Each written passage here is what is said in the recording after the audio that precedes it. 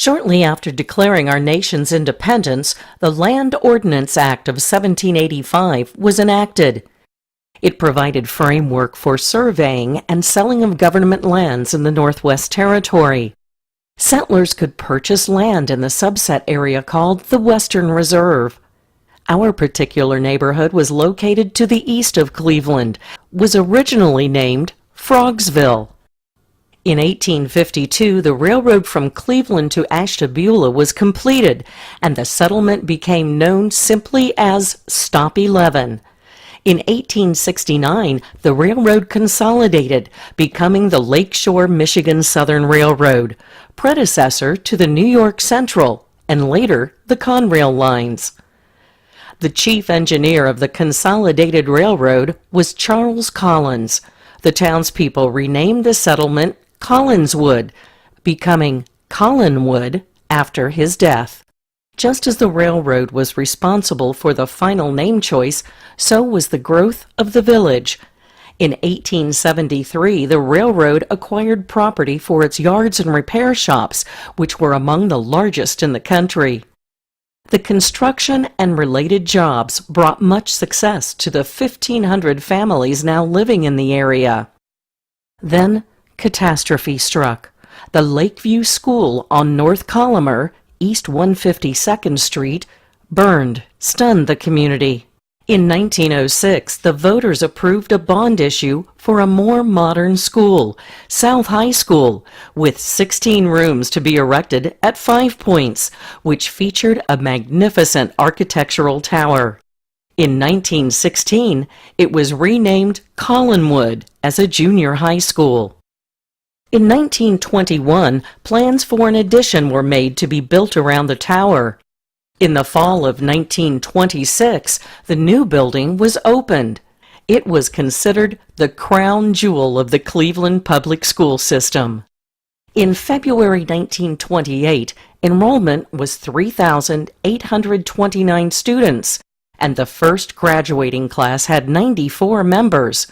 The enrollment swelled to 5,015, roughly half of the enrollment of Ohio State University at that time.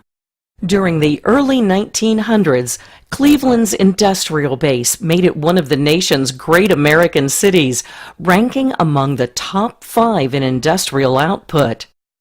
Cleveland was considered to be the center of America's automotive manufacturing.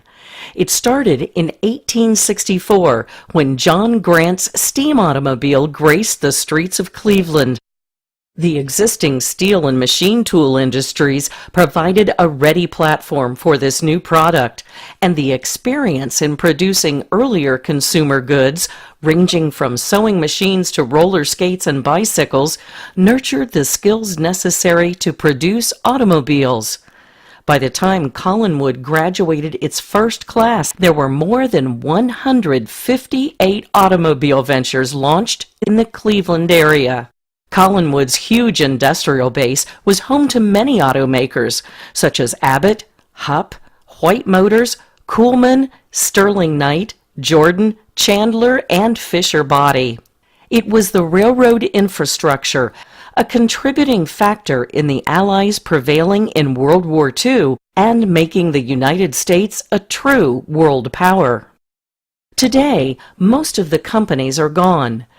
However, their legacy lives on. The work ethic, entrepreneurial spirit, and creativity of the many European immigrants provided the foundation for a highly productive and successful community, instilling forever our strong family values. Our rich history underwrites the importance of the Collinwood Memories Club mission, fellowship. We have many fond memories that need to be remembered and shared, giving a new and profound meaning to once a railroader, always a railroader. So just how did the Collinwood Memories Club get started? Our generation prefers face-to-face meetings as the method of communication among friends. No cell phones, iPads, or texting, just pure, unadulterated personal contact. As it happened, Michael DeChesser, Armand Ferranti, Charlie Pete Trantone, and Bill Tomba frequently met for lunch. They all loved their coffee and were gifted storytellers, and spinning neighborhood memories was their favorite routine. On this particular afternoon, coffee flowed freely, with one highly caffeinated story after another, each one better than the last. Their uninhibited laughter brought tears to their eyes. Nobody can say for sure whose idea it was, but one of them had an epiphany and quipped, "If we could bottle this stuff, minya, we could get rich." With help from the neighborhood grapevine, the flag was raised, and a large number of alumni wanted to join the group. Meetings were held at Diamonds, located in the Richmond Mall. The first order of the day was to elect officers and adopt a formal set of rules to ensure orderly growth. The officers, with the help of Sam Negrelli, borrowed the rules from the Little Italy Retirement Club. After a few changes, the official rules booklet was adopted, and copies were distributed by Ken Hansen to the membership, then totaling 125. A name change to Collinwood Memories was successfully initiated, leading to the club's current logo. Membership grew rapidly, necessitating a move from Diamonds to Holy Redeemer Parish, but that proved to be short-lived. For size consideration, meetings were moved to Boralli's, and finally the current location, St. Noel's. Collinwood Memories is currently blessed with 250 members from the Collinwood and adjacent areas. Ages range from 60 to 102. Meetings open with the Pledge of Allegiance, moment of silence for ill members and those who've passed, followed by a financial update. In season, the members add some color with some much anticipated gardening tips. After lunch, members enjoy time together, reminiscing about the good old days, their health, and when the Browns will actually have a quarterback. Our mission of fellowship through social and civic participation represents our club's founding core values.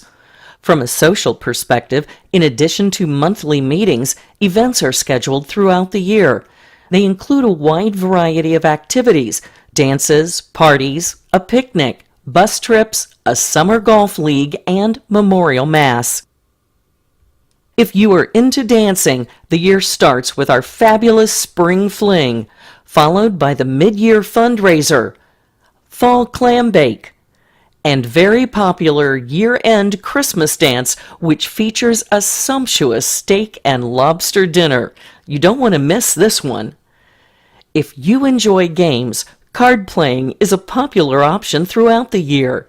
Plus, bus trips to some of the best regional casinos, coupled with an upscale dinner and entertainment, are on tap. These trips are very popular, so get your tickets early. If you like cookouts, the Member and Guest Picnic is a major mid-year event, conducted at the ICA Pavilion in Wycliffe. Things kick off with morning coffee and donuts, followed by games until noon, with an afternoon cookout and bocce ball tournament. There is something for everyone and their guests. From a civic perspective, sharing our success is near and dear to our hearts. Over the years, Collinwood Memories have donated in excess of $65,000 to various groups, which include the Holy Family Home, Holy Redeemer Church, Meals on Wheels, Collinwood Alumni Association, Rustler Ranch, and one we are most proud of, Mary Mavick Opportunity School. Before our nation's ADA disability initiatives, in 1947, Mrs. Elizabeth Williams founded Mary Mavick School. Elizabeth had a passion for educating people with disabilities. With no formal facilities available back then, she opened a classroom in a home on Lakeshore Boulevard. Today, the school, in a richly rewarding and compassionate setting that encourages lifelong growth, provides a stimulating, rewarding, and stable day workshop environment for adults with developmental disabilities. Mary Mavick School is funded completely by private donations, and Collinwood Memories Club is proud to have contributed to their meaningful work. As history has shown, the Collinwood area was a vital part of Cleveland's industrial success and has created many other successes along the way. The Collinwood Memories Club is proud to provide a social and civic platform for keeping these rich traditions and memories alive. Today, we celebrate the club's 30th anniversary, a first milestone to many, many more to follow. We congratulate the membership, past, current, and those to come, for actively supporting our mission. Hats off to the club leadership and each and every club member.